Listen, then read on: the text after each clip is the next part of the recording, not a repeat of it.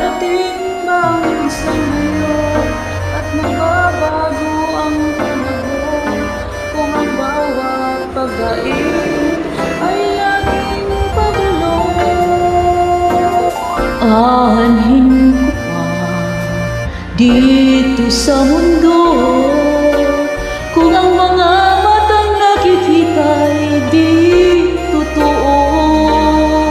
May ngiting luha ang likiran at paglayang tanong ay kailan. Bakit di natin isabog ang pagmamahal?